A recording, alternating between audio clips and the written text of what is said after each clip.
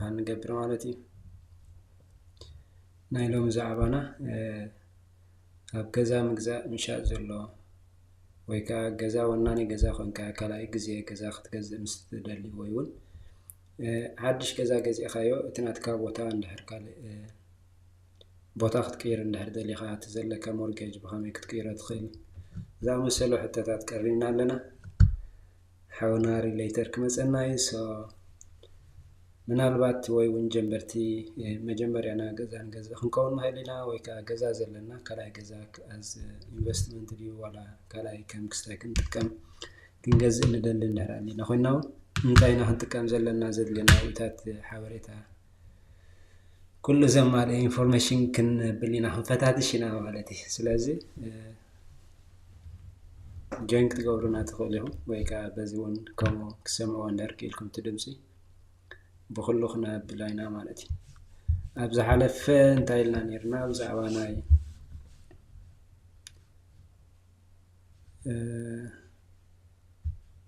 فريس كي تخونا نمبر كم فتنامو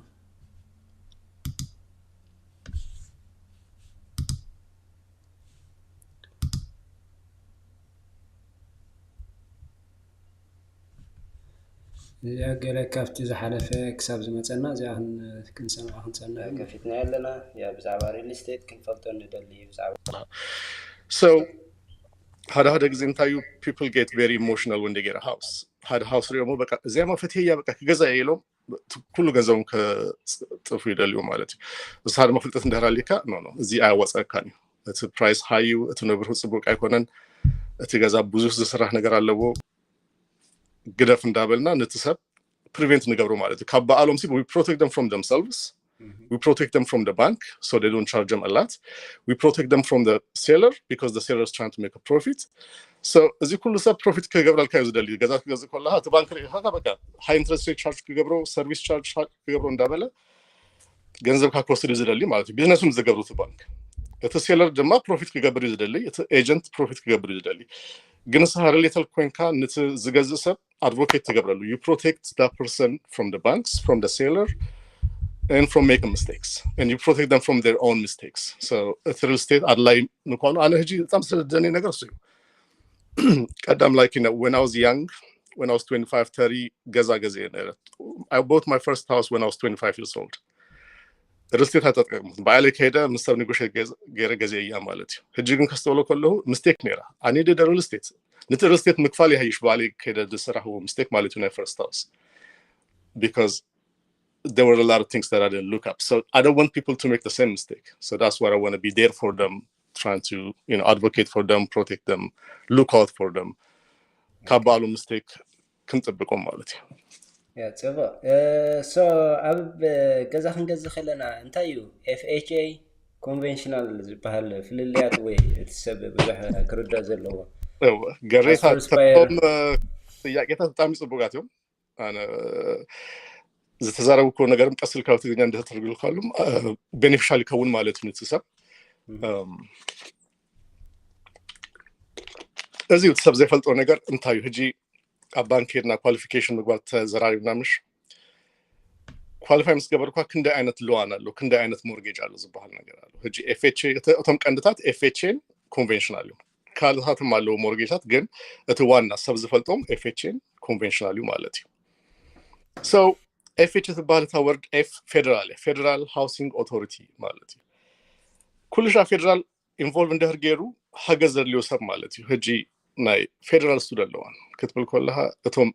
enough income زي بلهم سبعة مرت بيت نمكات منجست يدقوم مالتي federal تبالك على لوا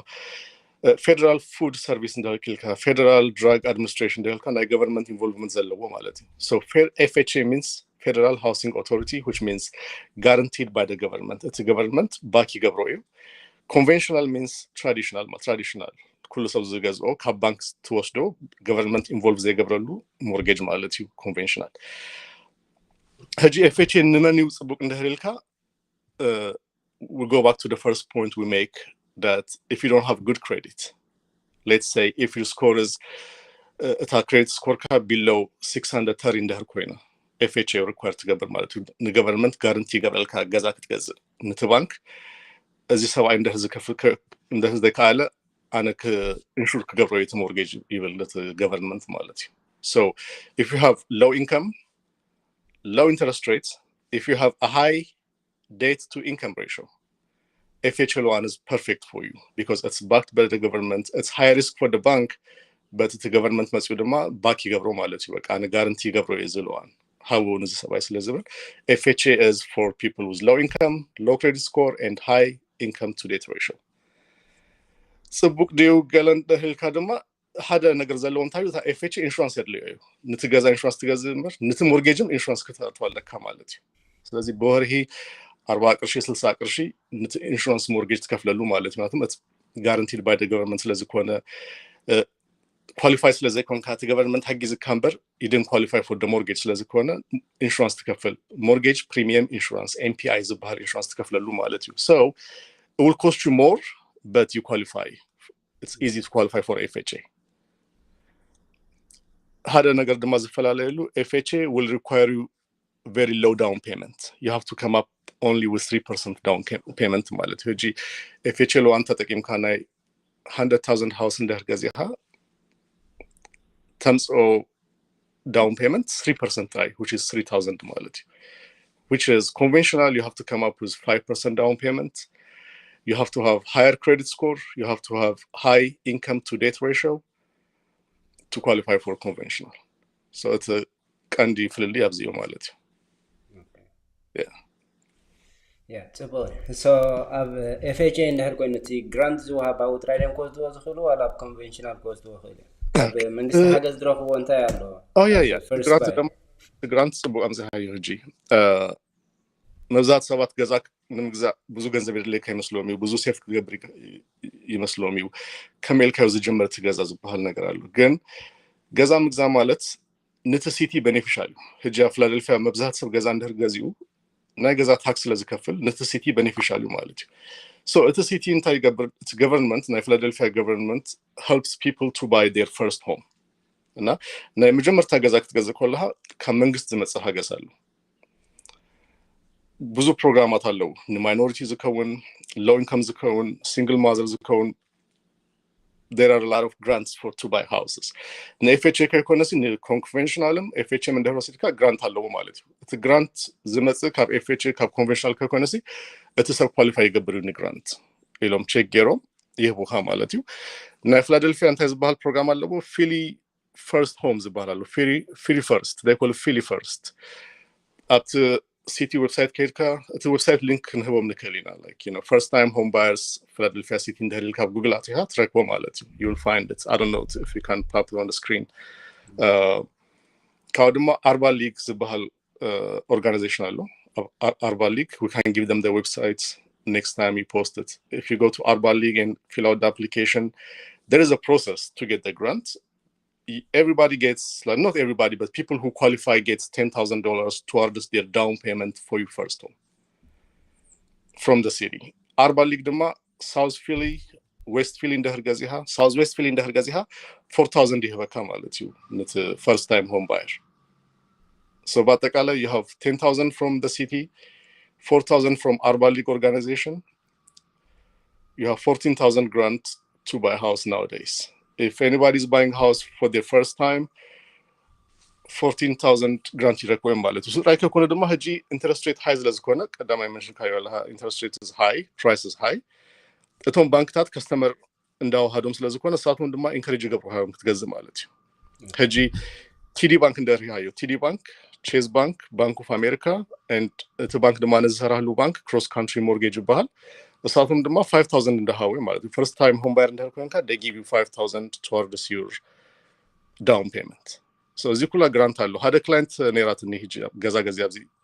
you know South West Philly ማለት እዩ 19,000 ረኪባ grant try she got 19,000 she had 5,000 from a bank 4,000 from Arba League organization and 10,000 from the city of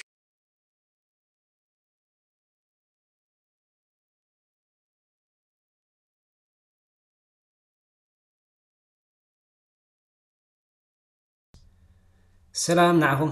كلهم تخاتاتلتي قري برودكشن كما يتخونوا كما يعلقهم نلومي كمتي قدمنا حبيرنا يزنبرنا ويون أبوستول زراخم ونحرار لهم قاشنا حاونا ريليتر سيوميو داقيمو مزيدنا زلو نسودو ما انتايو أبز حالفة قزينا بزعبانا ريلستات بزعبانا قزام قزا مني قزا خقزء زلو ويكا as first home buyer تمجمريا قزا زقزء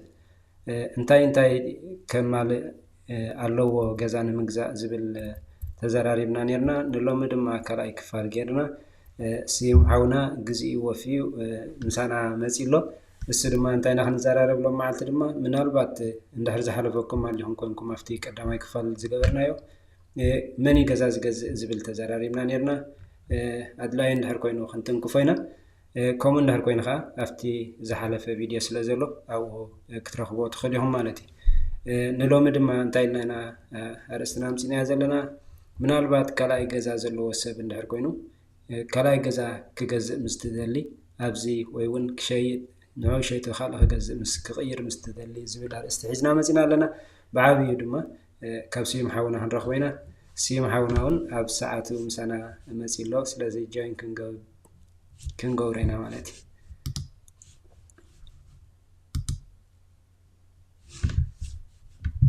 ويلكم سيما حوي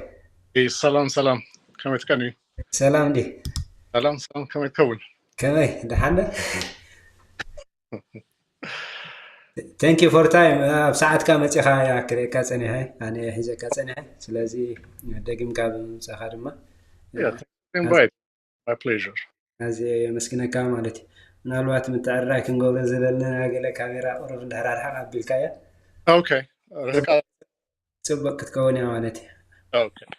rekablo kamzi yeah come yeah okay it's much better yeah better it's good okay good so hopefully ዝኾነ ንጹር ክራይም ተስፋ ንገብር I hope video now in private ኣይኮልኒ ስለዚ ንሎሚ ከምቲ ዝበልናዮ ሕቶና እንታዩ ኣብዛ ሓለፈ ከም ዝገለጽካዮ ብዛዕባ መንገዛ ክገዝእ ዝኽእል ዝብል ናምፂና ነርና ናይ first home buyer እቲ FHAን conventional ዝብል ፍልልያቱን ኣው ክረኽቦ ዝኽእሉ ረብሓታት ወይ ከዓ ካብ ሓገዝ ናይቲ ሲቲ ክረኽቦ ዝኽእሉ ገሊጽካ ነርካ ንሎሚ ድማ ምናልባት እንድሕር ክደግሞ ወይ እውን ክድገም ኣለዎ ዝበልከ ሓሳብ እንድሕራሊ ካብቲ ዝሓለፈ እውን ክንደግሞ ንኽእል ኢና ኣብ ገዛ ዘለዎ ምናልባት ካልኣይ ገዛ ክገዝእ ምስትደሊ ወይ እውን ነቲ ዝገዝኦ ገዛ ሓሳቡ ቀይሩ ወይ ቦታ ክቀይር ምስትደሊ ሰብ ገለ ሰባት ንሓንሳብ ምስ ገዝእዎ ዝድሕሪ ሓፂር ግዜ ንዑ ሸይጦም ኣብ ካልእ ገዛ ክቀይሩ ዝደልዩ እውን ኣለዉ ነዚ ጠቓሊልና ኢና ሎሚ ዕላልና ክኸውን ስለዚ እዚ ንኽገብሩ እንድሕር ኮይኖም እቲ ከማልእዎ ዘለዎም ጠለባት ቅድም ነብል ብድሕሪኡ ከዓ ክንቅፅል ኢና ማለት እዩ ጽቡቅ ኮሽን ካልኣይ ገዛን ምግዛእ ማላን ምግዛእ እንታይ የድሊ እዩ ይከኣል ዶ ዝበሃል እቲ ኮሽን ዘሎ ማለት እዩ ናይ መጀመርታ ነገር እወ ይከኣል እዩ ካልኣይ ገዛ ሳልሳይም ኣርባዕታይም ክትገዝእ ይከኣል እዩ ይፍቀድ እዩ ችግር የለን እቲ ባንክ qualify እንድሕር ጌርካ ብካሽ ምንደር ኮይንካ ዝደለኻዮ ገዛ ክትገዝእ ትኽእል ኢኻ ፊላደልፊያ ማለት እዩ ኣብ ኤኒ ስቴት ኖ ፕሮብለም ግን ዲፈረንስ ኣለዎ ተዘራሪብና ብቀዳማይ ናይ ፈርስት ክትገዝእ ከለኻ እቲ ዳውን ፔመንት በጣም ሎው ዝከውን ቢካዝ ገቨርንመንት ፌደራል ገቨርንመንት ኢንካሬጅ ዝገብር ሰብ ገዛ ክገዝእ ማለት እዩ ሆም ኦነር ክከውን ኢንካሬጅመንት ኣለዎ ካብ ገቨርንመንት ዝመጽእ ፈርስት ታይም ሆም ባየር ካልኣይ ክትገዝእ እንድሕር ኮይንካ ግን ሓገዝ የለን ማለት እዩ grant የለን እቲ ባንክ ማይ ክዘጋኒ ተምጽኦ ዳውን ፔመንት ድማ ሃይ ክኸውን ኣለዎ ናይ ሰከንድ ሆም ክትገዝእ ማለት እዩ ሕጂ ሰከንድ ሆም two different type ኣለዎ ሓደ ኢንቨስትመንት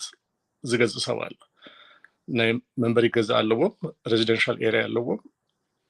ንምክራይ ድማ ኢንቨስትመንት ይገዝኡ ማለት እዩ ሓደ ሰባት ድማ ከም ዝበልካዮ ገዛ ገዚኦም ኣፈተውን ጽቡቅ ትምህርት ቤት የለን ንቆም ዝከውን ዝተመሃሸ ኔበርሁድ ካቱ ይደልዮም ማለት እዩ ጽቡቅ ትምህርት ቤት ዘለዎ ሴፍቲ ዘለዎ እቢ ዝበለ ገዛ ይደልዩ so second home as a primary house or second home as an investment ክከውን ከሎ ዲፈረንስ ኣለዎ ማለት እዩ እጂና ኢንቨስትመንት እንደር ተዘራሪብና ኢንቨስት እንዳገበርካ እንደር ኮይኑሲ ሃይ ሪስክ ኢሎም ወስድዎ ቱ ባንክታት ማለት እዩ ሓደ ሰብ ፕራይመሪ ገዛ እንድሕር ገዚኡ ዝነበረሉ ገዛ እያ ቴክ ኬር ይገብሮ እዩ ሃይ ሪስክ ኣይኮነን ስለዚ 3% ዳውን ፔመንት ከፊልካ ተኣትወሉ ማለት እዩ 100,000 እንድሕር ኮይና እታ ገዛ ፎር ኤግዛምፕል 3,000 ዳውን ፔመንት ካባካ ይመፅእ እቲ ባንክ ድማ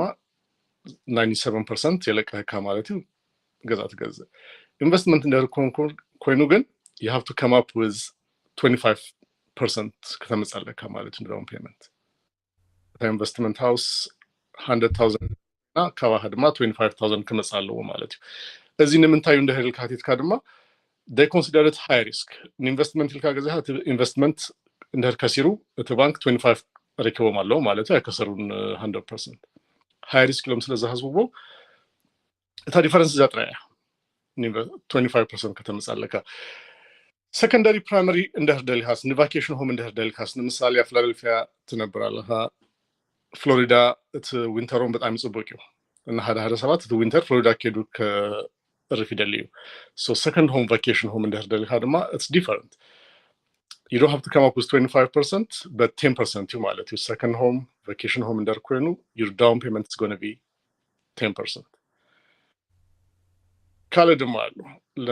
for example ሓደ ፋሚሊ ንሽተ እዚኦም ቤተሰብ ጀሚሮም እቲ ቤተሰብ እንዳበይ ከይዱ ሓደ ቆላ ነይርዎም ካብኡ 3-4 ኮይኖም እቲ ፋሚሊ 3 ኮይኖም ጀሚሮም ሕጂ 6 እንድሕር ኮይኖም ተገዛ ኣይክሎምን ማለት እዩ ኣብይ ገዛ ይደልዩ so if you want to move to another primary residence you can buy it as a first home it's your second home purchasing but you can still come up with 3% down payment because it's necessity for your family it's a family abi koinalo yadleni undhel kayumnut bank you can buy it as a primary home ማለት እዩ so the same process applies again you have to get pre-approved you got to get real estate you got to get inspection it's the same process you have to go for the second home but the down payment freely ያለው ወይ ኮንዳክት መጽ እና ኢንቨስትመንት ዩ secondary home ዩ or is it another primary home ዩ ዝብል ድማ question አለው ማለት እዩ ካለ ድማ እንደህር second home أنا هجي 19153 zip code يزله هو South West Philadelphia مالتي. Second home in درك جزدالية primary residence 3% down payment كره مالتي. تكازلو جزاك كلني because you know had the same model same neighborhood in درك جزيها أفكرني كم investment يمال جزاه سووا. جن أرهق الكندر كوينو هجي كابزله هو 50 mile زرهك ندر كوينو أبي ندر كوينو like I'm changing an environment I'm changing a bigger house that can be considered as a second primary home ማለት እዩ ግን ጥራይ ዘሎ ገዛ ندر كوينو the same size ندر كوينو ተባንክ ዜሮ ከም ኢንቨስትመንት ስለዝኮነ still I have to come up with 25% down payment so second home buying this is the difference of to buy second home this is the process ማለት እዩ ስለዚህ ድኾነ ክንገዝኦ ንኽእል ሲ ምናልባት ያ ኣፍተር ሕቀት ክፈላ ኣለዎ ወይ ከዓ ከም ቢዝነስ ክሕሰብ እዩ ማለት እዩ ሕጂ ሳውዝ ፊላደልፊያ ዘሎ ሰብ ሳውዝ ፊላደልፊያ ገዚኡ that's my primary residence ክብል ኣይክእል እዩ ማለት ነው ዲፈረንስ ይብሉን ጂም ዘለሃ ሳውዝ ፊላደልፊያ እዩ እንደገና ሳውዝ ፊላደልፊያ ገዚሃ ድማ primary residence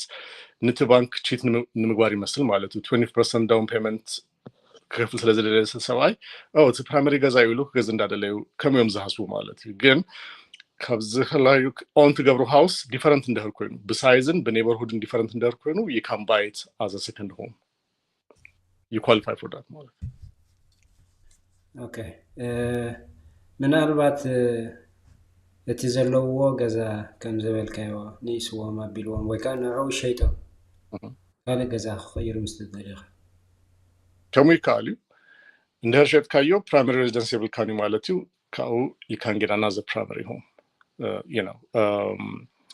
it's a transition sometimes can be when you like if you're living in the house and you're trying to sell it to the guys seven days you have to give them how long is it going to take you to get another house and move out the bahal question allo again if the buyer is going to give you enough time to look for a house you can do that it is the hayushatka kala together it's possible and to bank the contingency contingency ማለት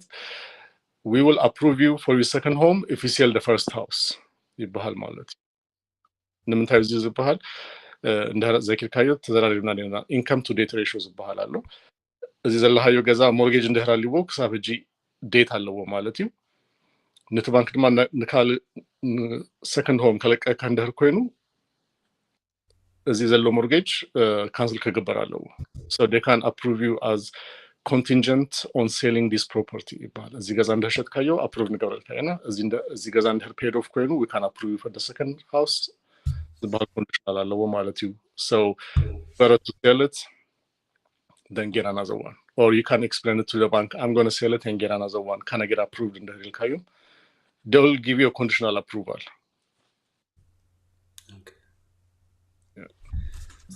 so ምናልባት ከምዚ ኣብ ገለ ፋሚሊ ይጸንሕ እሞ ካፕል ኮይኖም ብሽም ናይ ሓደ ተገዚኡ ንጸንሕ ብሽም ናይቲ ዘይገዝእ ዘለኸ as first buyer ክገዝእ ይኽእል ይካል husband and wife እንደህር ኮይኖም ሰበይትን ሰብኣይ እንደህር ኮይኖም እቲ ገዛ ዝገዛ ብሰብኣይ ሽም እንደህር ኮይኑ እታ ሰበይቲ ድማ ንበይና ክትገዝእ ትኽእል እያ ማለት እዩ ግን እቲ ኳሊፊኬሽን ብናታ ስም ጥራይ እንደህር ኮይኑ ብናታ ኢንካም እዩ ዝከውን ማለት እቲ ኳሊፊኬሽን ሕጂ ታክስ ከመይ ኢሎም ፋይል ዝገብሩ ሕጂ ክልተ ዓይነት ታክስ ፋይል ዝገብሩ ኣለዋ married file separately or married file jointly በሃንሳ ፋይል ገብሩ ደሞ ታክስ or separate ታክስ ዝገብሩ በሃንሳ እንደህር ታክስ ፋይል ዝገብሩ እንደህር ኮይኖም እቲ ባንክ ዝሪኦ ነቲ ታክስ ሪተርን ከኮነሲ ናይ W2 only the W2 of the one partner እዮም ዝሪእዎ ማለት እዩ so that person can qualify based on that person's only income not the two income but one income ማለት እንደህር ተረዲካ okay ስለዚህ ጽቡቅ ስለዚህ ኣብ ዝኾነ ብሽም ናይቲ ኢንካም ዘለዎ ብሰብኣይ ይኹን ብሰበይቲ ብሓደም እንደህር ተገዚኡ ጸኒሑ እቲ ኢንካም ናቶም ድማ ብሲንግል ናይ ሲንግል ኢንካም እኹል እንደህር ኮይኑ ና አፕሩቫል በቆ ይኸውን okay ኣብዚ ክስታይ ካቱ ይኽእል ለምሱ after ናይ first buyer እቲ ናይ grant ካትት ይኽእል ዶ እንደህር ከም ሲንግል ወስድ ኣሎ ኮይኑ ሲንግል እንደህር ኮይኑ ከፈርስት ሆም ባየር ዝውሰድ ማለት እዩ ኣብ ግራንትም ካቱ ይካልዩ ከሞ because that's you ማለት እዩ ስለዚህ ጽቡቅ እዚያ ጽቡቅ ምናልባት ከምዛ ደበለና እንደህር እቲ ሽም ናይቲ ገዛ ብሽም ሓደ እንደህር ኣሊ ኮይኑ ኣብ ዝቕጽል ገዛና ድማ ብስም ናይቲ መጻምትና ዘላ ወይ ዘሎ ብሽሙ as first buyer ክንገዝእ ከም ንኽእል እዩ ዳብረና ለሲም ሓውና ጽቡቅ ስለዚ እቲ ናይ ገዛ ኩሉ ግዜ ከምዚ ንብሎ ማለት እዩ ድሌቱን ተደላይነቱን ከጻሊ ኩሉ ግዜ እቲ ሓደ ካፍቲ ዘድልየና ንምንባሪ ማለት እዩ እቲ ክንገብሮ ክነማሎ ዘለና ግን ንሓንሳብ ኣይንፈልጠን እሞ ሳም ምፍላጥና ድማ ብዙሕ ነገር ይተርፈና ማለት እዩ ስለዚህ ምዝ ዘሎ ሰዓታት ምናልባት እስኻ ኩሉ ኣውፍቲ ስራሕ ስለ ዘለኻ ንኩሉ ነጻጽርካ ሰብ ይፈርሕ ከምቲ ዝበልና ቀዳማይ ሕጂ ክቡር ስለ ዘሎ ኢንተረስት ወሲኹ ስለ ዘሎ ክንጸንሕ ይሕሸና ዝብል ኣሎ ኣብ ክራይ ጸንሕ እሞ ኣብ ክራይ ከዓ እቲ ክራይ ገዛ ከዓ at the same time ከዓ እቲ ነገራ ስለ ዝወስኸ እቲ ክራይ ገዛ ከዓ ይውስኽ ስለ ዘሎሲ ነዚ ንኩሉ ኣዛሚትካ ገለበለና ምናልባት okay so I can ንባል example ገረ ክዛረቡ መጀመሪያ first home ክገዝእ ከለሁ ሆነ 2008 ነይሩ ኣብ 2008 ኣብ ኣሜሪካ ኢንተረስት ሬት 7.5 ነይሩ ማለት እዩ ኖርማል ነይሩ በቃ 2008 2006 ዝገዙ ሰባት እንደራዛርብካዮም ሹ 8% 7.5% ዝተለመደ ኖርማል ነይሩ so ከም ይገዝየዮ ማለት እዩ ካው 2010 እንታይ ኮይኑ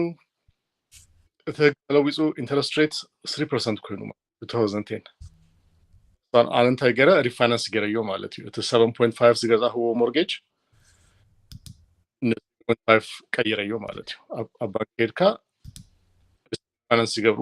the same thing ከም ሀዲሽ ገዛ ሪፋይናንስ ማለት ሀዲሽ ገዛ ምግዛ ማለት እዩ ኳሊፋይድ ገሮም እቲ ክሬዲት ቼክ ገሮም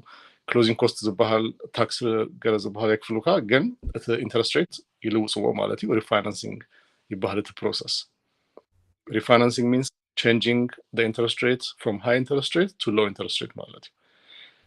ሕጂ ከም ያዘለ ሕጂ ድማ ናይ 2008 ተደጊማ ኣላ ማለት እዩ ታ ግዜ እቲ ኢኮኖሚክ ሳይክል እዩ ዝብልዎ ሳይክል ማለት ሓደ ዘይ ሃይ ይከውን ሎው ይከውን ኩሉ ሻሲ ኮንስታንት ኣይኮነን ኢንትረስት ሬት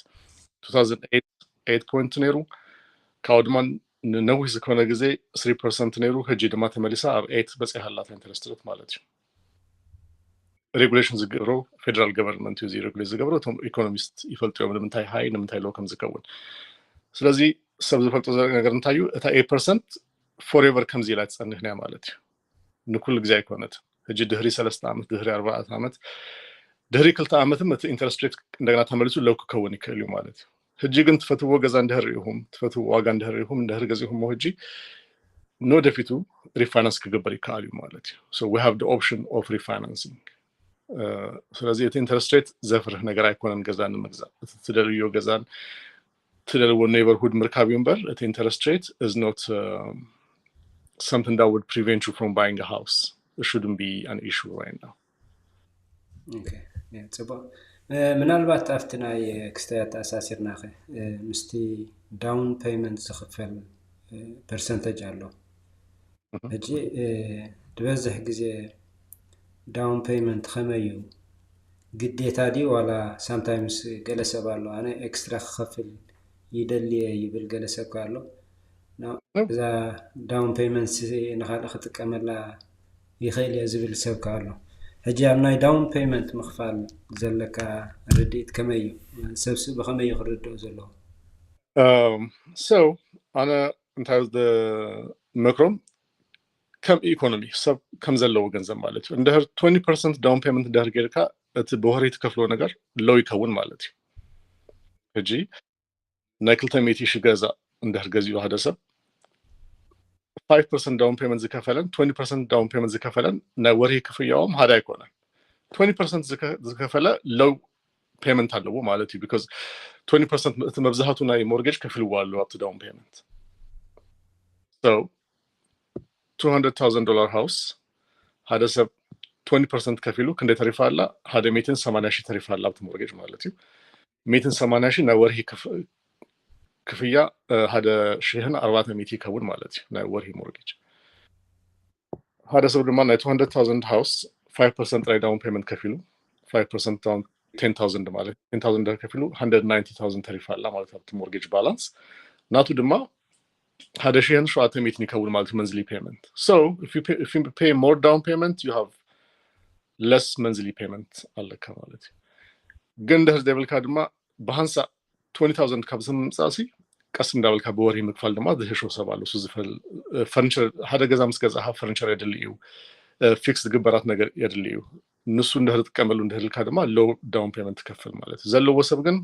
20% 25% ገዚኡ እንደራትዩ ጽቡቅ ይሆን like you have low monthly payment ኣለካ ማለት okay ካለ ዘውስ ሆነ ነገር ኣብዚ 20% of my mortgage balance እንደህር ተከፊሉ you don't have to pay mortgage insurance bahal na gaza insurance ከሆነ እና mortgage insurance PMI bahal premium mortgage insurance bahal 20% ደርተ ከፍላ you don't have to pay that mortgage insurance አው ሴፍ ትገብር ማለት እዩ so the more you pay down payment the better okay so ጽቡቅ ነቲ ወርሃዊ ክፍሊትካ ሓደ የጉድለልካ ካላ mortgage insurance ክፍል ዝግባው ድማ ካቨር ይገብርልካ ኣሎ አጥንተ ያፍቲ ናትካ principle ወይ ካፍትናት ካስታይ ዝኸይድ ማለት ግን ግዴታ ግን 3% ግዴታ ናይ first buyer 3% you have to come up with that yeah so ምናልባት ያ አፍቲ ከተቀዳማይ ሕልፍ ዝበልናዮ ኔሪ እቲ ግራንት ዝበልናዮ ንብዙሕ ሰብ ከደናገር ስለዝኸልሲ ሳንተን ደግማውን አነስ ደስ ምበለትኒ ምክንያቱ ገለሰብ እንታይ ይብል ኣነ ክሳብ ሕጂ ናይ ክሎዚንግ ኮስት ዝኸውን ገንዘብ የብለይ ወይ ካ ክንድዚ በገዛ ክገዛ አይክልኒ ጥራይ በቲ ናቱ ዘለዎ ሴቪንግ ሪሲ ኣነ ገዛ ክገዛ አይክልኒ ዝኢሉ ክስታይ ዝገብር ዳውን ዝገብር ንነፍሱ ኣሎ ሕጂ ኣብዚ ንኽባራት ኣናር ኮይነሲ እንታይ እቲ ግራንት ዝባልሲ ኣው ቁርብ ጻይት ካንተት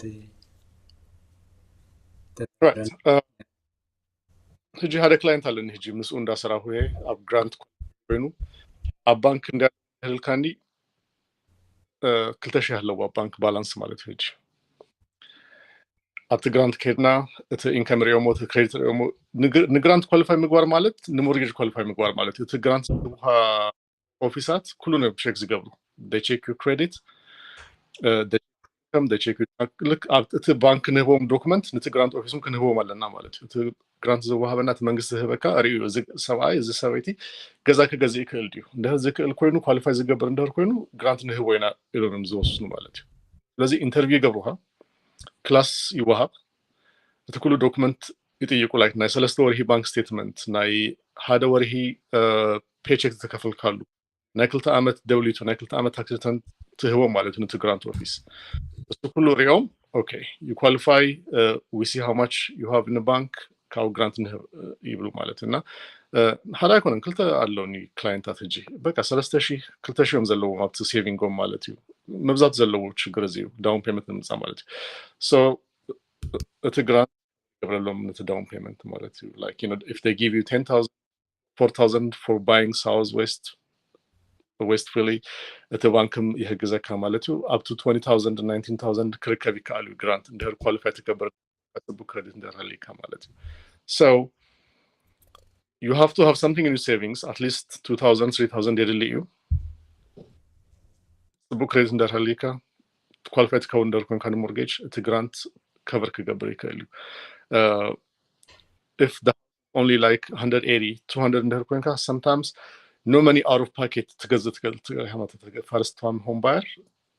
كوا هزمة الجنزة كانوا بجرانت تلاقي جزء مالتي هذا الجزء نعم هذا شيء هذا 280 شيء جرند هالكوينو تجزا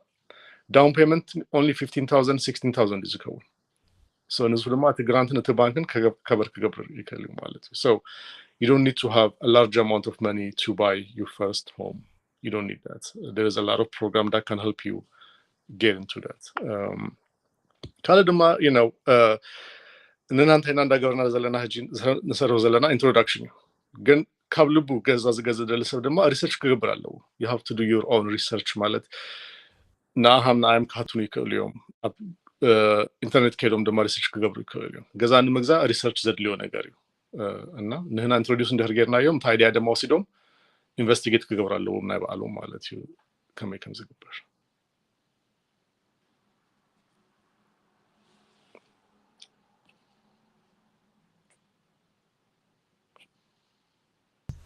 يا تبوسي محوي هي مهنيات سي بزح سب انت يخوني كتاب عزلو دمت اسمع لي اوكي هجي مسيا اوكي كتاب عزلو نجر نحر كوين سي متي افلطه زي محلاو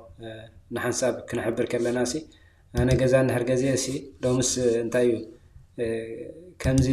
كم بزح كم زخفل كله ويكا بوا نايكوري غزي انا حسري غزي كنبحال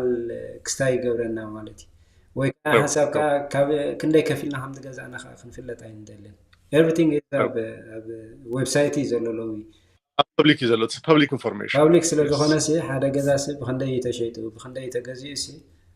ويتنس ايد لكاني مالتي ስለዚህ የተገለሰብ አንተ ይሆን እቲ ክስታይ ረሞ እዚ غزاوتي በዚ ዘሎስ ኩቡሪ ዋጉ كمجرى كنز أكل كجزء يبلي هجي أفتيكس تايم ساعات أخذت بروسيس تلقن نتي كجزء زجوبا جن يتابع مالتي هجي كلها أنا فرح ناسي جينا يحسكنا لقنا يأكل كن زبل كسال لنا فرح لنا كم زي قريبنا خلنا تسخلنا جن كندي أكره جزء مغنى استناتنا نقوله كن بلون نخيرنا يحجزنا يخا مالتي سلازي تي كتابة عزلو انتاي زخون سب افتي كاب زلو كغزء مستدلي كل غزي ني قدامنت كغبر زلو خنتي ابا قدامي زبلنايو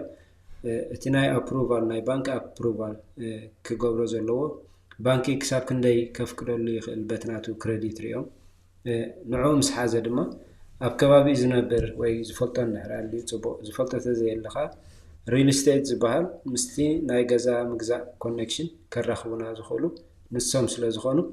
نعم مسرخبنا خانتاي كحجزنا يوم زيوم مالتي ابي بوتا كم ندلي ويكا تي عين السفحات غزا ندلي زلنا ከምዚ ዓይነት ገዛ ደልየ ምስ እንብሎም እሶም ካብቲ ንሴል ወፂኡ ዘሎ ሪኦም ኣብ ከምዚ ቦታ ኣሎ ከምዚ ኣሎ ኣብ ከምዚ ሕሸካ እዚ ከተማላ ኣለካ እናበሉ ይሕግዙና እዮም ማለት እዩ ሕጂ እስዮም ሓወይ ኩሉ ግዜ ንከምዚ ንክቀርብ ግን ብዙሕ ክስታይ ኣሎ ስለዚ ሕጂ ኣብቲ ናይ ምግዛእ ዘጋጥም ጌጋታት ገለ ካብ ዘጋጥሙኻ ነቲ ካልእ ሰብ እውን መምሃሪ ክኸውን ስለ ዝኽእል ኣብ ገዛ ምግዛእ ዘጋጥም ጌጋታት እንታይ እዩ ወይ እውን ኣነ ከም ገዛኢ ክፈልጦ ዘለኒ ነገራት ከንታይ እዩ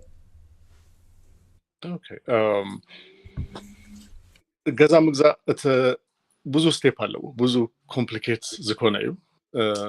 ሰው ፍልጠት የድልዩ ኢንቨስቲጌት ምግባር የድልዩ እቲ ገዛ መብዛሕቲ ግዜ እንታይ እዩ ሕጂ ሓደ ገዛ ሪሃዮሲ ብጣዕሚ ፅቡቅ ክመስል ይክእል እዩ እቲ ፔንት እንድሕር ገይሮሞ ከቨራፕ እንድሕር ገይሮሞ እቲ ዓብይ ፕሮብለም ከቨራፕ ክግበር ይክእል እዩ ማለት እዩ ግን ክትሪኦ ኣለካ ሓደ ገዛ እንድሕር ገዚኣ ኢንስፔክሽን ዘደልዩ ሰባት ኣለዉ እሱ ዓብይ ምስቴክ እዩ በቃ 500 ከፊልካ ኢንስፔክሽን ንምግባር ሲ ይተረፈለ እንታይ ገብረለ ኢንስፔክሽን በቃ ባለይ ኣትየ ክርወየ ዝብሉ ሰባት ኣለዉ ኣነ ግን ንኩሉ ሰብ ሪኮመንድ ዝግበር ገዛ እንድሕር ንምግዛእ ወሲንኩም ተፈትዎ ገዛ እንድሕር ረኪብኩም ኣብቲ ስቴፕ እንድሕር በፂኹም ሲ ኢንስፔክሽን መስት ክግበር ኣለዎ ማለት ፍልጥ ዘለዉ ሰባት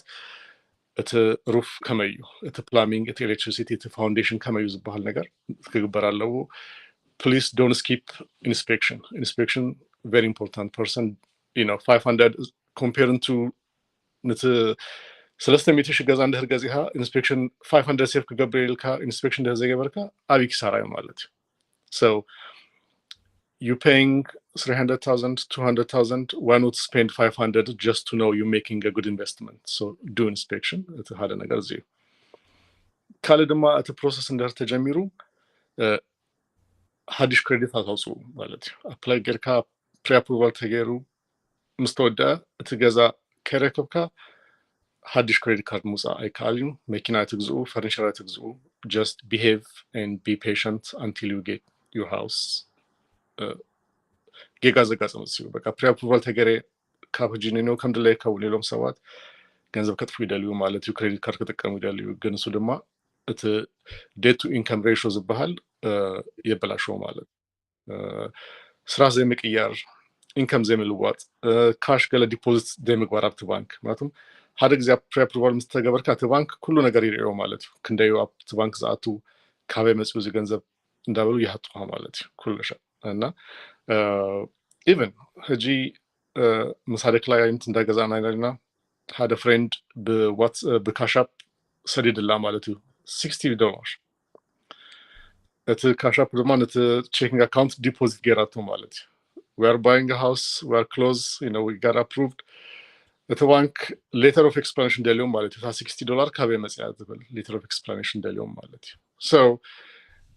እሳቶም ናይ መንግስቲ ህግ ስለዝኮነ መኒ ላውንደሪንግ ሰብ ከተጠቀም ካብ ድራግ ዘምፅኦ ካብ ክሪሚናል ዘመፅኦ ገዛ ከገዝኣሉ ፕሪቨንት ምግባር ስለዝኮነ ንሽተይም ኣብይም እንድሕር ኮይና ካሽ እንድሕራት ኣብቲ ኣካውንት ኤክስፕላኔሽን ጠይቁ እዮም ስለዚ እታ ገዛ ካብትገዛእ ካሽ ገለ ዲፖዚት ደይምግባር ቼክ ዲፖዚት እንደርገርኩም ድማ ሶርስ ዘለዎ ካበይ መፅያታ ቼክ ትበሃል ኩዌሽን ኣላ ማለት እዩ ካብ ስራሕ እንደዘይመፀት ካብቲ ቢዝነስ እንድሕር ዘይመፀት they see everything so until you buy a house keep everything clean that's my advice to people ናይ ኢንስፔክሽን ክንብል ከለና ኣብቲ ናይ ምግዛእ ከም ዝበልካዮ ገለ ሰብ ኢንስፔክሽን እንድሕር ተባሂሉስ ባዕሉቲ ሴለር ኢንስፔክት ዝገብሮ ዝመስሎ ብዙሕ ኣሎ ሕጂ ኢንስፔክሽን ክንብል ከለና መን ክገብሮ ዘለዎ ኢንስፔክሽን ዝገብር እቲ ዝገዝእ ሰብ እዩ ማለት እዩ ሕጂ እቲ ሴለር እቲ ዝሸይጥ ሰብ እንታይ ዝህበካ ሴለር ዲስክሎዥር ዝበሃል ኣሎ ሴለር ዲስክሎዥር ማለት እንታይ እቲ ትፈልጦ ነገር ብዚኣባ ዝገዛ ትፈልጦ ነገር እንድሕር ኣልዩ you have to disclose it to the buyer ዝበሃል ኣሎ ብህጊ እንታይ ሕጂ ዝናብ ማይ ክሃርም ከሎ ኣብቲ ቤዝመንት ሞይስቸር ዝኣቱ እንድሕር ኮይኑ እቲ ዝሸይጥ ሰባይ እንዳፈለጠ እንድሕር ዘይነገረካ እቲ ነገር ብህጊ ክትከሰው ትክእል ኢኻ ማለት እዩ እና እቲ ዝሸይጥ ሰባይ ዝፈልጦ ነገር ኩሉ ነቲ ዝገዝእ ሰብ ክነግሮ ኣለዎ ብዛዕባ ገዛ ማለት እዩ ግን ኣብቲ ዲስክሎዥር እንታይ ዝብል ዓርፍተ ነገር ኣሎ መስለካ እንታይ ዝበሃል ፅሑፍ ኣሎ እቲ ሴለር I am not an expert in home repairs I'm not an expert in home ዝበሃል disclaimer አለው disclaimer ማለት ንምንታይ ከምዚ ነገር ካን እዚ ኮ ከምዚ ዲፌክት ነው ወጥ ገዛ እንደልካዩ ትከሶ እንደርደልካ ሰባይ አው ከምዚ አትበል አላኳብት ወርቀ ዘፈረናዩ ኤክስፐርት አይኮንኩን ይለካለሁ ይብለካ ማለት ስለዚህ ኤክስፐርት ዝኮነ ፍልጠት ዘለው ሰውን ሲሆን ትገዛ ኢንስፔክት ምግባር አድላዩ በጣም እጂ ዘይጥ ሰባይ አፕ ኤሌክትሪክ አይፈልጦን ይዘሉ ዘይጥ ሰባይ ንት ፕላምቢንግ ኮንዲሽን አይፈልጦን ይዘሉ ዘይጥ ሰባይ ንት ሂቲንግ ኩሊንግ ሲስተም አሩ አይፈልጦን ፍልጥ ዘለው ሰመጽዩ ክሬዋለው ማለት እዚ ሁሉ ነገር ዋተር ሂተር ዋተር ኩሊንግ ተፈልጦ ይሃዝ ሁሉ ኢንስፔክት ከገበራለው ማለት ዘይፈልጥ ሰብ ግን ስለዚህ ገጽ ሰቢው ያለው ኢንስፔክሽን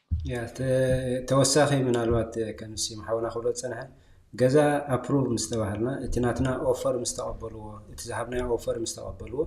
ሽዕና ኢንስፔክሽን ክንገብረ ዘለና ማለት እዩ ሽዕ ኻንታይ እታ ኦፈር ተቀቢሎምና አለው ምስተባህልና ኢንስፔክተር ናትና እንደህራሊና ንፈልጦ ጽቡቅ ናትና ንፈልጦ እንደህር ይብልና ድማ ኦፈር ገብረና እዩ ካፍቲ ትሪሌተር ዝፈልጦም ሰባት ከምዚ ኣለውሞ ከምዚ ሳጀስ ገብሩኻ ማለት እዩ ስለዚህ እቲ ዝኽፈል አይንረ ወላ ሻዕርሽ ንኽፈል ወላ 500 ንኽፈል 600 ንኽፈል እቲ ናይቲ ገዛ ናቱሩፍ ቼክ ገብሩልና እንደህር ኮይኖም ዝኾነ ናይ ረደንት አፍቲ ከባቢ ናይቲ ገረድ ናይ ገለ ናይ ዝኾነ ቆጽሊ እንደህር ኣለዎም ኮይኑ እቲ ናይ ሳይድ ዎክ ውን ኮንክሪት ዝኾነ ዝተጨደ እንደህር አሊ ኮይኑ እሶም ኢንስፔክት ዘገብሩልና ማለት እዩ ኖ ደሃን ጸገም የለን ገዛ ፈተያ ያለው ኺልና ስቂልና እንደህር ገዚና እቲ እሶም ንምንታዮም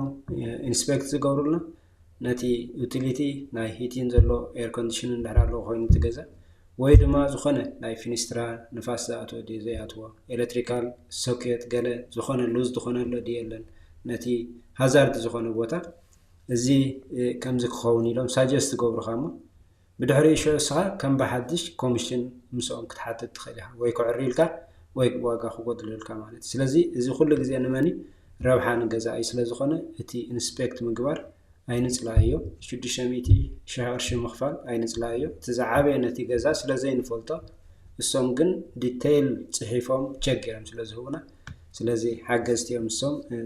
ጽቡቅ ክስታዩ ማለት እዩ Thank you sir. Yeah. هذا زوجك هنا قرن تايو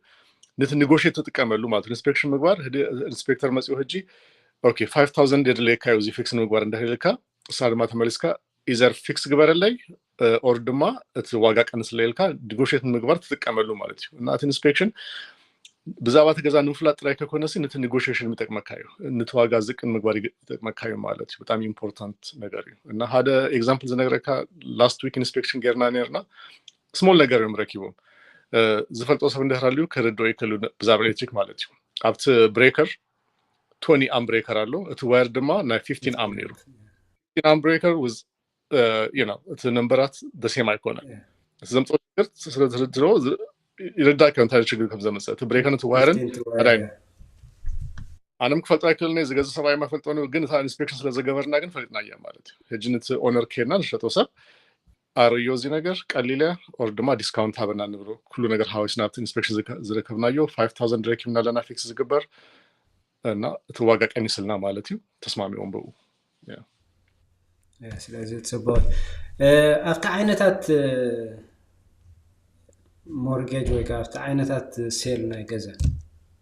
ብዙሕ አይነታት አሎ ምናልባት ካፍቲ አነ ዝፈልጠሲ ከምዚ ባንክ ኦውንድ ገዛውት ኣሎ ወይ ኦነር ሴል ኣሎ ወይ ካቲ ናይ ሸሪፍ ዝበሃል ገዛውትን ገለ ክፋሉን ናው ንሽተይ ሰሚዕኒ ረሞ አው ፍልልያ ዘሎ እንታዩ ገለ መብረደ ማፍካን Okay. So sale by owner the same thing regular. Real estate ምሸጡ እንደር ኮይኑ ኦነር ምሸጡ እንደር ኮይኑ ሃደ sale by owner እንታም ዝብሉ ሰባት real estate commission 6% ዝከፍል real estate በህጊ 6% ያተከፈል ዝሸይጥ ሰባይ ማለት እዩ ግን ፍልጠ ስለዘለው ከአክሰስ ስለዘለው ንዚሎን ሬድፊን ፖስት ገይሩ መብዛት ሰብ ስለዘሪው real estate ቀልጥፉ ይሸጥ ማለት እዩ ኒትሪል ስቴት 6% ተከፍል እንዳሸጥካ እንደር ኮይን ካገዛ ግን ሃዳ ሰባት እንታም ዝሐስቡ ገዛ እንዳተሸጣዩ ማርኬት ሃዩ ንምንታይ ላይ ዝቀጽረ ሪል ስቴት እና 6% እና አይሴፍ ከገብር ይሎም ባይ ኦነር ይሎም ፖስት ይገብርዎ ማለት እዩ so fully የብሉን real estate እንደርኮይኑ owner እንደርኮይኑ net owner is trying to save money, that's fine. Sheriff and bank owned are two different things. So bank owned means ዝገዙ ሰባት እቲ mortgage አይከፈሉን እቲ ባንክ ነግርዎም ኖቲስ ይብዎም ማለት እዩ ናይ ዝሃለፈ ወርህ የተከፈለን ካለ ወርህ መጽዩ 6 ወርህ ምስኮነ እቲ ባንክ እቲ ገዛ ይወስዱ ማለት እዩ እና foreclosure ይባሃል እቲ ባንክ owned እቲ ዋጋ በጣም ህሱሪው ከባንክ እንደርገዝ ይሃዩ ናቱም ሳቶም ናይ ማርኬት ቫልዩስ ከኢኮኖሲ እቲ ሰብ ኦ ዝገብሮም ዝሽጥዎ ማለት እዩ ህጂ ሓደ ገዛ 300 እንደር ኮይና እቱም ሰባት ድማ አትዮም ፍርቅ ከፊሎማ ተረፈት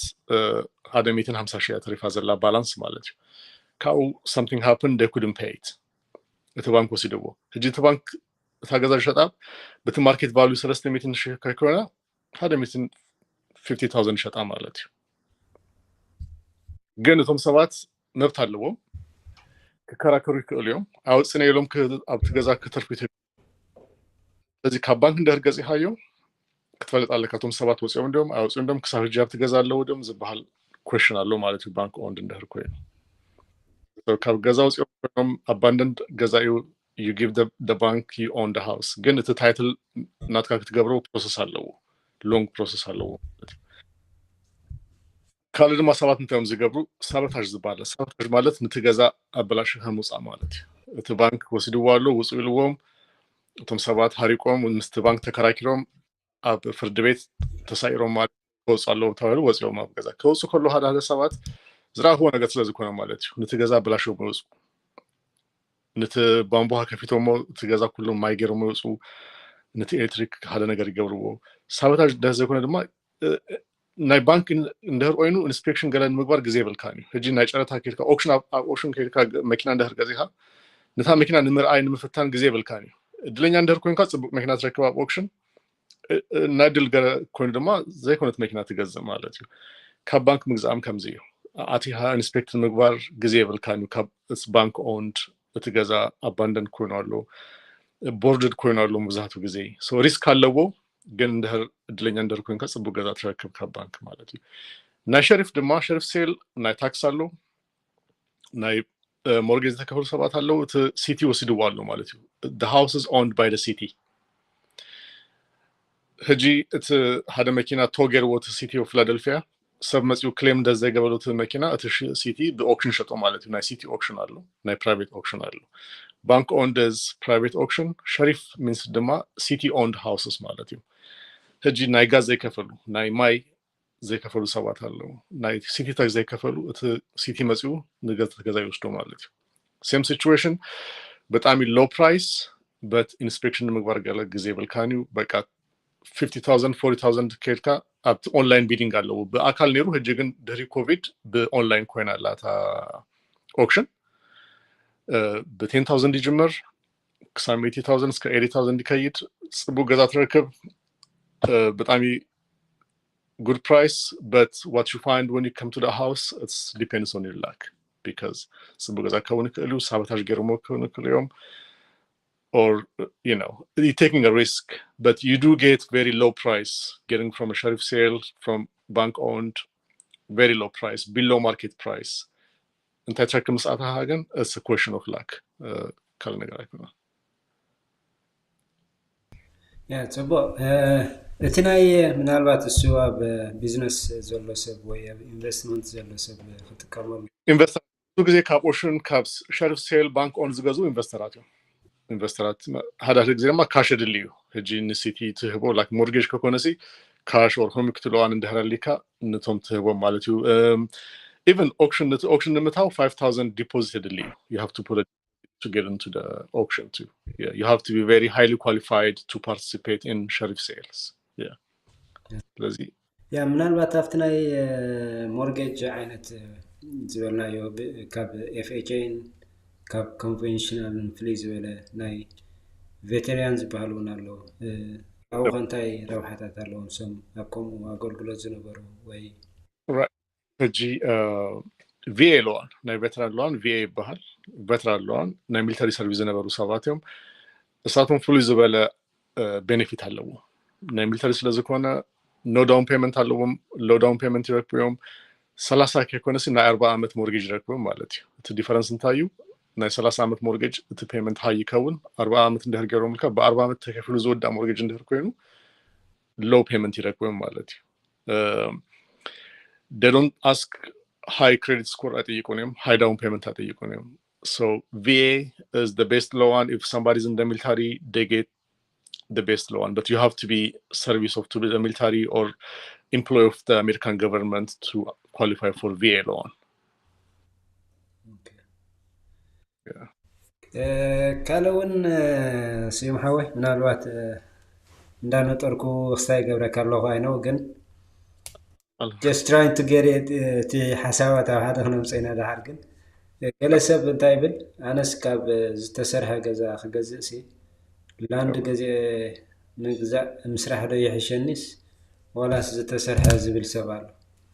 ላንድ ምግዛእን ወይ ካ ኦሬዲ ስራሕ ዘሎ ገዛ ምግዛእን ትረብሓታትን ጉዳትን ገለ አው ፍልልያት ኣለዎ እትፍልልያት ኣለዎ ዝተገዛ ክንደ ዓመት ገይሩ ኣሎ ሓድሽ ኣይኮነን መብዛሕቱም ናይ ፊላደልፊያ ኤግዛምፕል እንደወሲድና መብዛሕቱ ገዛ 1950 1930 ተሰሪሖም ማለት እዩ so old ገዛኦም old ፋሽናቶም ህጂ እንደህር አስሪካዮ ላንድ ገዜ ቢውልድ እንደህር ጌርካዮ ድማ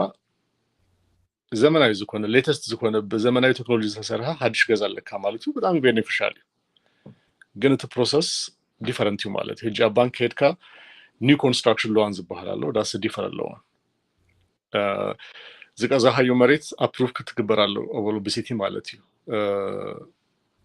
ኢንስፔክሽን ከኮነስ you have to bring a surveyor ማለት ታዩ ኢንጂነሪንግ መጽኡ ነቲ መሬት ይጽነው ይካልዲው እዚ መሬት ኮንስትራክሽን ይከውኑ ይዝባላል so መሬት ገዜ ሀ ቢልድ ምግባር ብዙ ወጪ ያለው ዝተሰረሐ ካምግዛ ሀዲሽ ቢልድ ምግባር it's more expensive ግን ይካልዩ you get a brand new house latest ህጂ ዘለው ቴክኖሎጂ ዘለው house ትረክብ energy saving ኩሉ ነገር ዘለው ማለት እዩ ግን it's more expensive different way of getting approved new construction loan ዝበሃል ተውጽ ማለት እዩ ከመዩ ዝግበር ኣብቲ ባንክ አፕሩቭ ይገብረልካ እቲ ዲዛይን ገለተ ህቦም እቲ ኩሉ ዲዛይን ገለ ዝገብሩ ካምፓኒታት ኣለው so እቲ ባንክ እንታይ ዝረዩ ቫልዩ ክንደይ ዝከውን after new construction ክንደይ ቫልዩ ኣለው ወይሎም የለቀው ማለት ነው ናሃ ከሆነ ዝህቦ እቲ ገንዘብ ዝወሃብ ነቲ ኮንስትራክሽን ካምፓኒ ድማ ናይ ባንክ መሬት ዝገዛ ሃዩ ኣሎ አው ኮንትራክት ገይሮም እቲ ገንዘብ የሚወስዱ ሰሃደማ ቀስ እንዳበልካ ከሞርጌጅ ተከፍሎ ተገንዘብ ማለት እዩ so it's possible ይካልዩ yes okay so loan ወሲዶም ብናቶም ድሌት ዲዛይን ከባንክ ተለቀሐም ሲ as a mortgage they can start from scratch ገዛ ማለት እዩ በዝካታም ይካልዩ yes okay so it depends city ናትካ acceptance ናይቲ approval ማለት እዩ ጽቦይ ምናልባት ያ ቀጻለ ተሐተት ያ ከማ ሕቶ ገለሰብ አንስ መሬት ገዚኻስ እሱ ምስራሕ ሕሸን ዝብላሎ ገዲኻ ኖ አንስ ነዚ ተሰርሕ ዘሎ ሪኖቬት ገረ ምስራሕ ሕሸን ዝብሰብ ምርጫ ስለ ዘለኻ ጽቦ አው ጽቡቅ ሳይ ማለት ከምዚ ከምድበልና ካልኣይ ገዛን ምግዛ ካብ ካልእ ዓዲ ናብ ካልእ ስቴት ክቀይር ንዝደሊ እዚ as ከም ዝበልከ ከም ቫኬሽን ሃውስ ክኾነሉ ይኽእል ማለት እዩ yes yeah ከም ወካል እንደህር ተመልስና ህጂ ሪኖቬሽን ዘድልዮ ዝስራሕ ገዚአ ክህድስ ዝብል ሰብ ድማ ከማሉ ሃደረ ሰባት ከም ዝገብሩ ኣለው ንኡ ድማ ዝከውለዋን ኣለው 203k ዝበሃል ለዋን ኣለው ከም FHA ኮይኑ it includes buying and renovation cost ኣለው ማለት እዩ እና 203k እንደህር ከኖም ስተዲ ገሮማ ኢንቨስቲጌት ገሮማ ገዚሃ እንትገዛ ንምእራይም ባህረ ገሮም ከሞርጌጅ ይሁካ ማለት እዩ ከምሱ አይነት ሞርጌጅ አለ so ሳብጂክ እንደገበር ገና FHA mortgage conventional VA 203k mortgage new construction mortgage cover ገና ማለት እዚ ሁሉ different type mortgage different type of approval different process ነው ግን ዝተፈላላዩ ሞርጌጃት ዝተፈላላዩ ነገራት ዝኮኑ ሞርጌጃት አለው ማለት እዩ okay yeah ጽቦ ነቲ ገዛ ክስታይ ምናልባት እቲ ቀዲም ካዝ ገዛ ኻያ ገዛ ናቱ ኤኩዲ ዝበሃል ኣሎ yes ناتو اكدي انتايو نوعو بخما يكنتقمل نخل وي نوعو تطقمنا خ نابكال غزان مغزا يحجزنا ديو yes yes that's a good question I'm saying haji ናይ ገዛ ዋጋ ሕጂ ወሲኮሎ እቲ ቫልዩ ሃይ ኮይኑ ኣሎ ማለት እዩ ንምሳሌ ሓደ ሰብ ገዛ ገዚኡ 2009 150 ሺህ ዝገዛ ገዛ ሕጂ እቲ ዋጋ ሃይ ኮይኑ ኣሎ ደብል ኮይኑ ኣሎ ዳርጋ 300 ኮይኑ ኣሎ ማለት እዩ ቫልዩ ከፍ ስለ ዝበለ እቲ ሰብኣይ ዝገዛ ሓደ 150 ሺህ እንደር ኮይኑ እቲ ቫልዩ ድማ 300 ሺህ እንደር ኮይኑ ሕጂ ሆም ኢኩቲ ማለት እንታይ እዩ ኣብቲ ገዛ ዘሎ ናይ ሆም ቫልዩ ካብ ባንክ ክትወስድ ትክእል ኢኻ ማለት እዩ ሰከንድ ሞርጌጅ ክትወስድ ትክእል ኢኻ second mortgage ማለት they will give you 80% the value of the house as cash home equity line of credit አለው line of credit ማለት withdraw ትገብል ታትከፍሎ ነገር withdraw ዝገብል ካያጣያት withdraw ዝገብር ማለት እዩ or you can take the whole loan the whole amount of home equity loan ከሞርጌጅ ትከፍል ማለት እዩ secondary mortgage ትከውን you have a second mortgage እቲ ገንዘብ ወሲድካ you can buy another house you can invest it into different things ድላይ ካትገብር እና ገዛ ናይ ምግዛ ሓደ ጥቅሙ እታ ሆም ኢኩቲ ሎን ትበሃል ክንደይ ቫልዩ ኣለዎ በአፕሬዛል ዝፍለጥ እቶም ባንክ አፕሬዛል ዝበሃል ኢንስፔክሽን ይኮን አፕሬዛል ኤንድ ዲፈረንስ ኣለዎ አፕሬዛል ማለት ሰባይ መጽዩ እቲ ገዛ ዋጋ ክንደይ ይሉ ምጥን ሰበ ማለት እዩ አፕሬዝ መስገበርቡ ኦኬ 60000 ሞርጌጅ አለካ ነቲ ገዛ ቫልዩ ግን 200000 ዲዮም እንደሄሎ ክንደ ኢኩዊቲ ያለው ማለት ይተገዛ 200000 minus 60 140000 ኢኩዊቲ ያለው ዋብት ገዛ ማለት 140000 ከባንክ ክትልቃ ተከለይሃ ሂላክ ይባል ሆም ኢኩዊቲ ላይን ኦፍ ክሬዲት ይባል ማለት ይሱ you can do whatever you want ካልገዛ ከዘሉ ተከለይሃ ቢዝነስ ክትከፈሉ ተከለይሃ እቲ ኢንትረስት ሬት ድማ ሎው ማለት ካብ ክሬዲት ካርድ ካብ ፐርሰናል ሎን ሆም ኢኩዊቲ ሎን you'll get the lowest interest rates ትረክበሉ ማለት እዩ the biggest benefit size the biggest benefit of home ownership is home equity loan ስለዚህ ነው እስካስ ከም ካልኣይ ገዛ ወይ ካብ ካልእ ነገር ክትከመሉስ ይካኣል ማለት ያ ጽቦይ ምናልባት በዚህ ተከታተል ዘለኹም ይሕወት ኣብ ዩቲዩብ ኢና ዘለና ገሬ ፕሮዳክሽን ኢልኩም ምሳና ጆይን ገበሩ ዘለኩም ሕተታትካ ሪል ስቴት ምሳና ሲዩም ኣሎ ክትሓትዎ ትኽእሉም ምናልባት ዚያን ሕጂ ክናጽወይና YouTube Gary production ilkum mso yahwal yes do subscribe don't forget to subscribe to like yeah so ምናልባት ወደም ገም ዝሪእዎ እንከሎ ስለዝኾነ ሰንበ ስለዝኾነውን አጋጣሚታት ክታይ ማለት እዩ ሕጅቲ ሕተታትና ሁሉ ግዜ እንታይ ዲ ሲምሃዊ ካብ ሳን ምፍላጥና ሳን ኢንፎርሜሽን ምርካብና ክንገብሮ ንኽእል ገንዘብ ዝተርፈና ብዙሕ ነገር እዩ ማለት እዩ እጂ እታ ሓንቲ ዝበልናያ ናይ ገደን እቲ ሓደ ካፍቲ መዓልታዊ ወይ ካቲ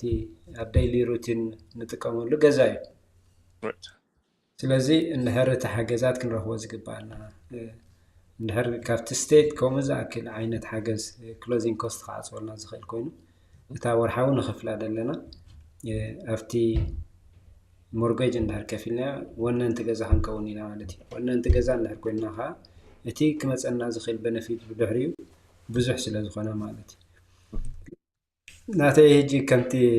ምስራሕ ሕጂ ከምዚ ፍሊፒን ሃውስ ትባላሎ ቢዝነስ ሃውስ ከምዚ ናይ ቢዝነስ ስራሕ እውን ገለሰቡን እስኪ ኣነ ገዛ ገዚአሲ ያ መንበሪተይ እዚያ ከም ቢዝነስ ክጥቀመላ ዝኽእል ኣማራጺታት ኣሎ ሕጂ እቲ ክገዝኦ ዘለዎ ግን ብኸመይ መንገዲ እዩ ክገዝኦ ዘለዎ ሃርድ ክሬዲት ሎን ዝባላሎ ንኣሓት ገለ ወሲዱ ድዩ ወይ ትገዝኡ ከም ተሕጃ ትሕስካ ወናሎ ንሓንሳብ ገዛ እንድሕራሊካሲ እዚ ስለ ዘለካስ ንዑ ከም ክስታይ ጌርና ካልእ ክንበካ ንኽእል ኢና ዝባላሎሞ ኣብ ከምዚ ወይ ሰብ ክትንቀቐሉ ዘለዎ ክፈልጦ ዘለዎን እንታይ ኣሎ ትብል so flipping house flipping means renovation ዘድልዮ ምራይ ዘድልዮ ገዛ ትገዝእ ተሪዮ ፊክስ ትገብሮ ሪኖቬት ትገብሮ ካብ ሸጦ ማለት እዩ flip ትገብሮ ይባሃል እቲ ቋንቋ like you know ፎርማል አይኮነን but flipping ይባሃል እቲ common language ማለት እዩ ሕጂ መብዛሕት ሰብ የዋጽዩ እዚ በጣም መብዛሕት ሰብ ሃብታም ዝኮነሉ ቢዝነስ ዝገብረሉ ስራሕ እዩ ግን ክእለት የድልዩ እቲ ቁጽሪ ክትፈልጡ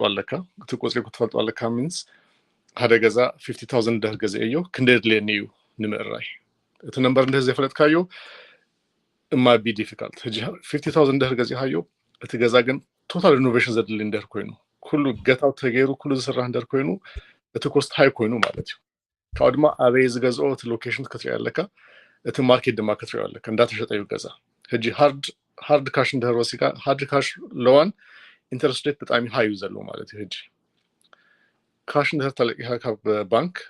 50000 ደር ወሲካ interest rate 14000 15 or 14% ሕጂ ሃርድ ካሽ ዘላ ናብ ሕጂ ሬት ማለት እዩ ከሙ ሃርድ ካሽ ተለቂካ ፊክስ ጌርካ እንደር ቶሎሽትካዮ ኪሳራዩ ማለት እዩ so you have to sell it quickly 6 months አሪሃ ሸጥካ እቲ ገንዘብ ክትመልሰሎ ማለት ከሃርድ መኒ ሰልቃዩ ከባንክ ናትካ ድማ to profit ወስድ ማለት እዩ but if you don't calculate the numbers correctly ክንደርለኒዩ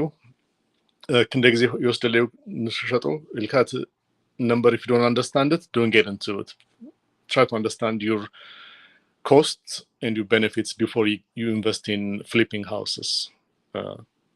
you have to do a lot of study This is a very realistic. So that's the question that never had flipping neru to column time. No, the balance flipping neru wake up. خلي تجازا كم تحجة كم تعملوا كلادرو تجازا كم تحجة ناتو حزام كله بنفيتات ويك مورجج كوبها. Right. السوق هم يكتلوا عن زبالنا أيام على. ده تايب كده تجازاتي هسكا تلقى it's called هم يكتلوا عن هم يكتلوا عن ما أبكال investigate كا flip كتقبل تكليها يكاليو كم. Yes. Okay. من الوقت سكي جزا من زع مالت credit score كنا زام دون خيلنا تناتكا credit score تصبو ندهر زي كوينو ويكا تناتكا income low ندهر كوينو حدا سب كم زي كول ساينر تطعيمو خجزء يخل Yes كول ساينر دما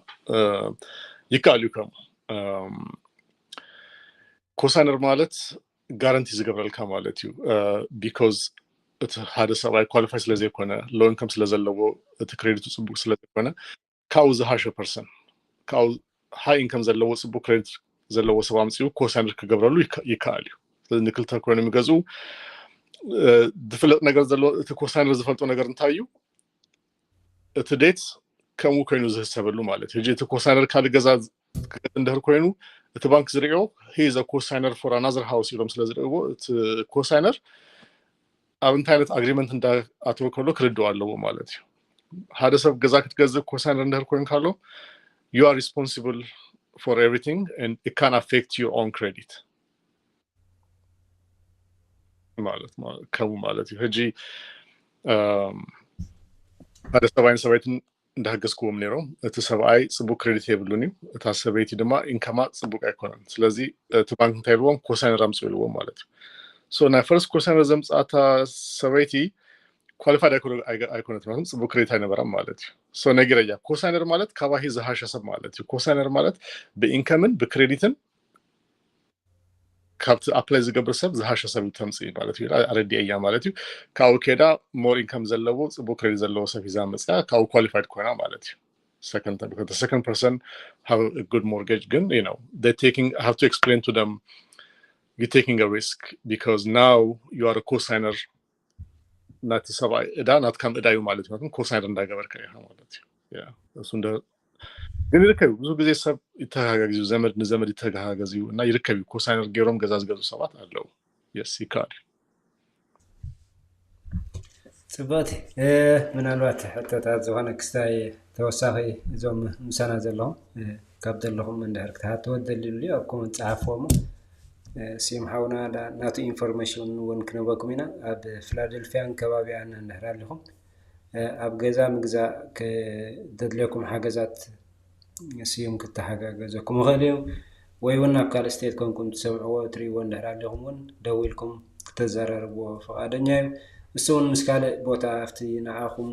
ዝጠቅመኩም ቦታ ከባቢኹም ዘለዎ ሰባት ካለ ኮኔክት ክገብረኩም ስለዚ ኽእል ማለት እዩ ኣብዚ ናይ ገዛ ኩሉ ግዜ እንታይ ይስም ሓዊ እቲ ድሌታትና ኣይንፈልጦን ማለት ድሌታትና ብዙሕ ይኸውን እሞ ኣበይ ከም ንኸይድ ኣበይ ከድና ከም ንሓትት ግን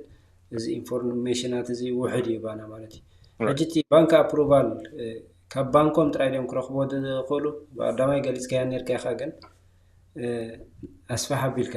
እቲ ናይ ሞርጌጅ ኣፕሩቫል ክረኽብዎ ዝኽእሉስ ኣበይ እዮም እቲ ናቶም ባንክ ድዩ ዋላ ምስ መን እዮም ኮኔክት ክገብሩ ዘለዎም any bank not bank try ኮነተንና ብዙ ጊዜ ኣነ ዘጋጽመን እንታይ እዩ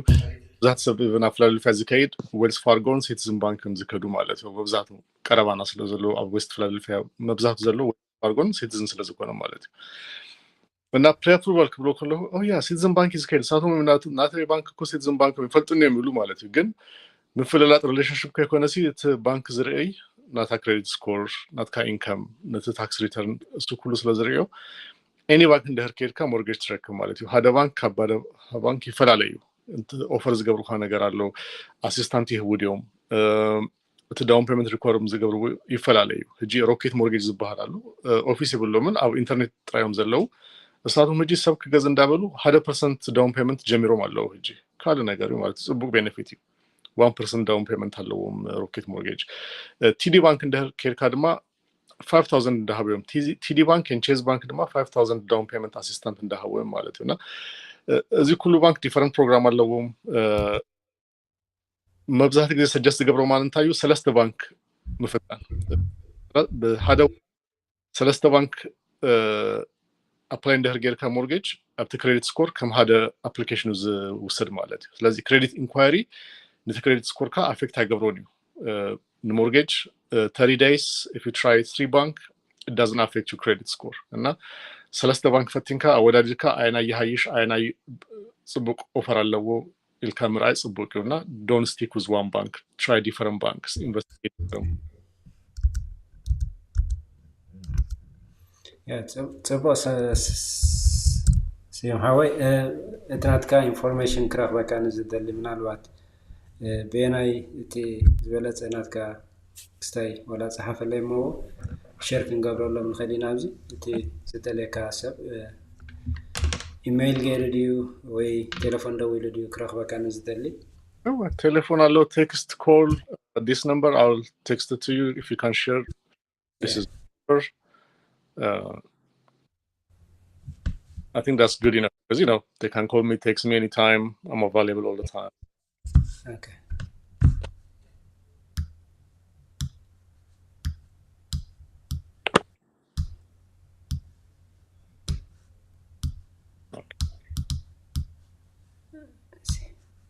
there you go listen yeah share ከገብረለም ነው yes ያ ስለዚህ ዝኾነ ኢንፎርሜሽን ምስትደልዩ ክትገዝኡ ዲኹም ትደልዩ ክሸጡ ዲኹም ትደልዩ right ሲም ሓውና available አሎ ካው ክንረኽቦ ንኸይልና ማለት እዩ yes let me share your number here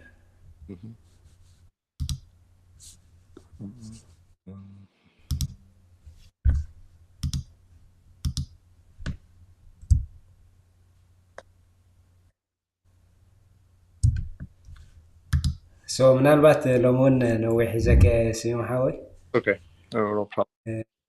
ያ እስኪ እንታይ ና ክንገብር ዘለና መኒው እንታይ ክገብር ዘሎ ሰዓት እዚ እስኪ ገለበሎም እሞ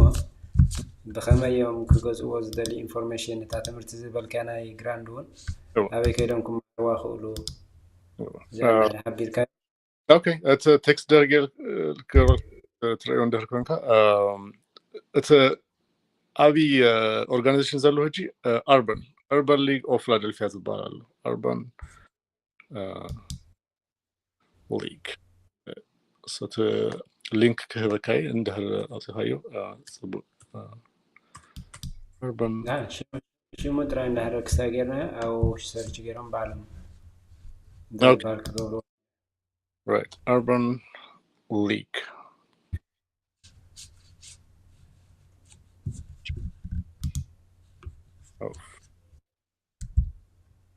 እዚ ሃደዩ ማለት እዩ እቲ ኣርባን ሊግ ሃደዩ ክላሪፋይ ዝበሃል ኣሎ ክላሪፋይ ዝበሃል ሓደ ናይ ግራንት ኦፊስ ኣሎ ክላሪፋይ እዚ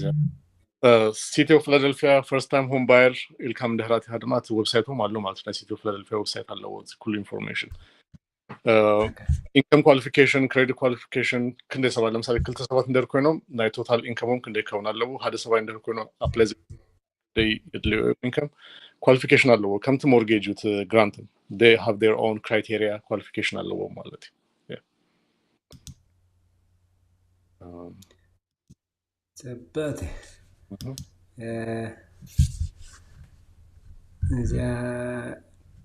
እዚያውን ኮፓን ገብራሞ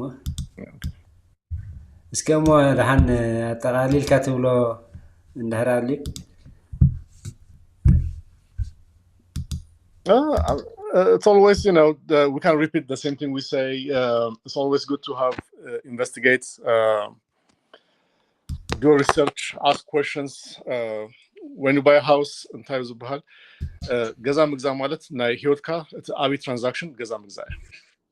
ሕጂ 300 ሺህ አውጽኡ ገዛ እንደር ገዚኻ ካል ነገር እንታይ ተገዝበ 300 ሺህ ገዛ ያ ማለት እቲ አቢ ትራንዛክሽን በላይፍና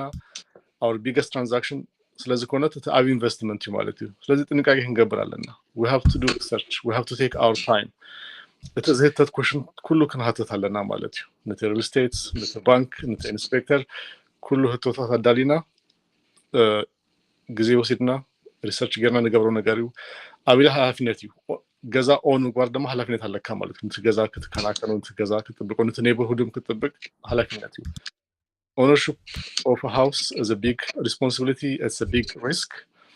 and it's a big step in life ስለዚህ እዚ አቢ ነገር እዚ አቢ responsibility ከመይልና ኢና አፕሮች ንገብሩ ክንጠቀቃለና ኢንቨስቲጌት እንገብራለና ክንሃተት ኣለና ኩሽን ማለት ባጠቃላይ ኢንቨስትመንትም ኮይኑ ፕራይመሪ ሬዚደንስም ኮይኑ ፍሊፕ ንምግባርም ኮይኑ እቲ ታይም ወሲድና ክንሃስበን ለለና ማለት ነው አቢ ኢንቨስትመንት ብዙ ገንዘብ ይዘደልን ገዛ ማለት ተጠንቅቁ ምግዛ የአድላይ ተበት ያ ሲምሃው ያ thank you ደግሜ አዝየደ መስክነካ still አብቀጻሎን ግን ቅጽለና እዚያ ናይ ሲም ሓውና ከምታ ዝበልናያ እታ ኢንፎርሜሽን ካብዚ ወሰድዋ እንደድልየኩም ሓበሬታ እናራብሊኻ ብፍላይካ ኣብ ፊላደልፊያ ከባቢ እንትነብሩ እናራብሊኹም በዚ ናምበር ኣብ ላዕሊ ዘሎ ክትረኽብዎ ትኽእሊኹም ሲም ሓውና ድማ ቲዚ ድልየኩም ሓበሬታ ክሳብ ምግዛእ ክሳብ ምሻጥ ክሳብ ወላውን ክራይ ገዛ ምሽ ሲም ሓዊ አሚን ከመን ክገብር ያ ዝከረዝ ደልም ክንግዚና ኦኬ ክራይ ገዛ ትደልዩን ከሕግዘኩም ኸይዲ ማለት ስለዚህ ጀነራል ኣብ ናይ ሪል ስቴት አድላይ ዝኾነ ስራሓት ኣብ እሱ ኢንፎርሜሽን ዘድልዮ ክህበኩም ካብኡ ንረኸብዎ ኣነ ብመንገደይና ኣይትፈልጡኒ ናይ ሲዩም ደይረኸብኩም እንዳራሊኹምውን ኣነ ናቲ ኢንፎርሜሽን ክህበኩም ፀገም የለን ንዓይውን ረኸቡኒ ስለዚህ ሲዩም ሓወይ ደጊመ ሕጂውን ኣዝየ መስግነካ ኣብ ቀጻለውን ከም እንዳገበርና ኣብቲ ዘለካ ግዜ ተራኺብና ከምዚ መልእኽታና መሓላለፊና ስለዚህ ደጊመ የቀኒየለይ same to you bye okay ብሮሆን ሸሰ ብሮሆን ሸሰ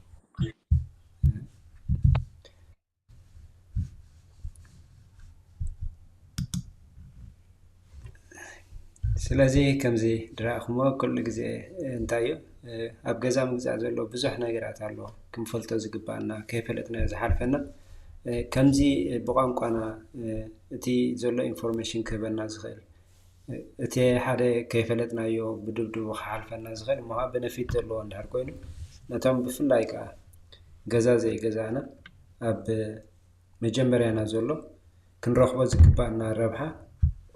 እቲ ኣብ ከባቢ ፊላደልፊያን ከባቢያን ዘለኹም ግራንት ዝበሃል ካብቲ ስቴት ዝወሃበካ ሓገዝ ገንዘብ ኣብ ክሎዚንግ ኮስት ዝሕግዘካ እንታይ ከይፈለጥናዮ ከይንገዝእ እሞ ሰንሉዝ ከይንገብረን እቲ ናትና ሪሌተር ዘሎ ንዕኡ ንሕተቱ እቲ ግራንት ዝበሃል እንታይ እቲ ቤነፊት ክረኽቦ ዝግባአኒ ካብቲ ሲቲ ወይ ከዓ ካብቲ ስቴት ናትና እንታይ ኢልኩም እናሓቲትኩም ክጠቕመኩም ትኽእል እሞ እዚኣ ተጠቕሙላ ክብለኩም ፈቱ ምናልባት ናይ ቀጻሊ ናይ ቀዳማይ ዝሓለፈ ነይሩ ምኽሪ ምስ ሓውና ፋይናንሻል ኣድቫይዘር ሓውና ሄኖክ ምስግና ዝገበርናዮ ነይሩ ዕላል أو كتريوت خليهم على نايت مال زنبرة كمون بزعوان أي مجمري ناي جمرتي توم first home buyers بحالها انتهم كمالو زكوبهم كتاتات زقبرنا يوم مسيم حاوناون أبز حلف سومن زقبرنا ينيرو السونا له كاون كنرخبون خلينا كله بفلاي دم أبز أنا ذا أربعة نهر كوينو تموياناتي ناي constructions لزخانة حسابات ideas ناي جزانا زي كم زنا برا ديزاينو كم زخوينو before and after إله أبزي channel زي user بحي كون زتاومكم حواريتات كتراقو على تسفه أب كالة جزيون كالة حواتنا ولسات حواتنا خمو بزحاتهم تراي دلينا إحنا مسوينا تيناتهم تمكرو تناتهم ويا ككافلنا على الدمامنا أب كتالي كسب زمتكم ببزل لهم السلام وسلنا عليكم